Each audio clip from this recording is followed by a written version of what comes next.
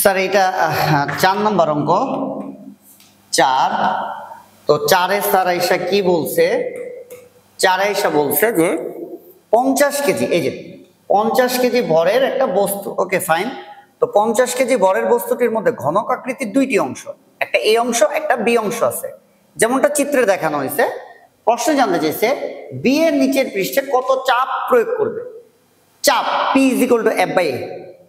চাপ P is equal to কি F by A. Sir বল কতটুকু বল দেয়, তার ওজনের সমান। অর্থাৎ বি এর নিচের পৃষ্ঠে কতটা চাপ দিবে। ধরো স্যার এইখানে হইতেছে তোমার একটা ভূমি আছে, এখানে কতটুকু চাপ দিবে।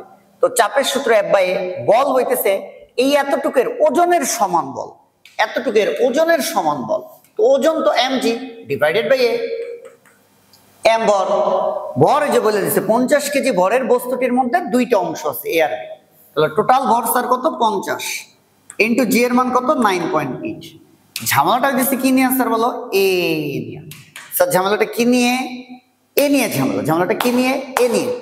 ওকে, ঝামেলাটা কি নিয়ে, ঝামেলাটা হইতেছে স্যার কি নিয়ে, এ নিয়ে।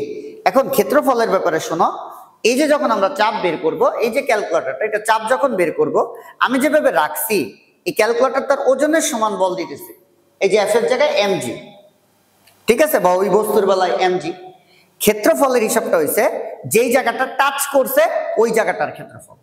এইভাবে রাখলে এই অংশের ক্ষেত্রফল, আচ্ছা যদি এইভাবে রাখি তাহলে এই অংশের ক্ষেত্রফল, যদি এইভাবে রাখি তাহলে এই অংশটার ক্ষেত্রফল। এখন রাখছি কিভাবে খেয়াল করতে হবে, এই বস্তুগুলো ঘনক আকৃতির, দেখছো ঘনক আকৃতির বস্তু মানে কি জানো, তার দৈর্ঘ্য প্রস্থ উচ্চতার সমান হয়।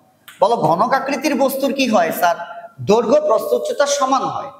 এই যদি হয় মাটি, মাটির উপরে এ বস্তুর কোনো অংশ কিন্তু টাচ লাগে নাই, টাচ লাগছে বি এর অংশটা।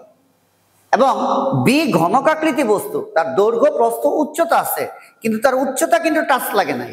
ক্যালকুলেটরে এটা দৈর্ঘ্য এটা প্রস্থ, আর স্যার এই জায়গাটা কিন্তু উচ্চতা, আমি হাতে রাখছি, উচ্চতা কিন্তু টাচ করে নাই, টাচ করছে নিচের অংশ অর্থাৎ ক্ষেত্রফলটা।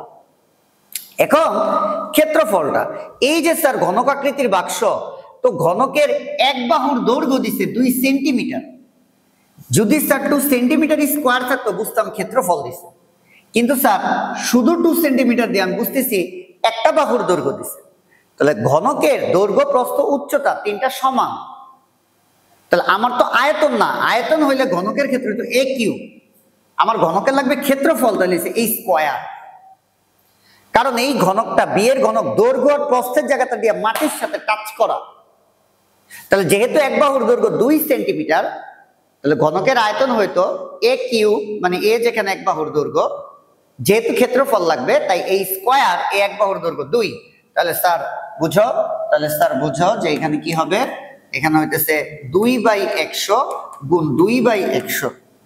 এখন হিসাব করলে এখানে একটা চাপের মান আসবে।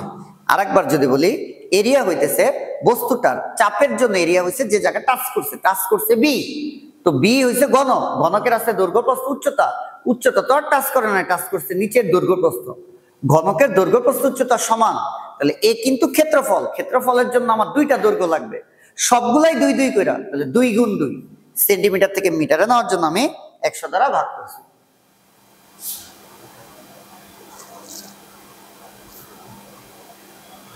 তাহলে 50 × 9.8 ভাগ 2/100 গুণ 2/100।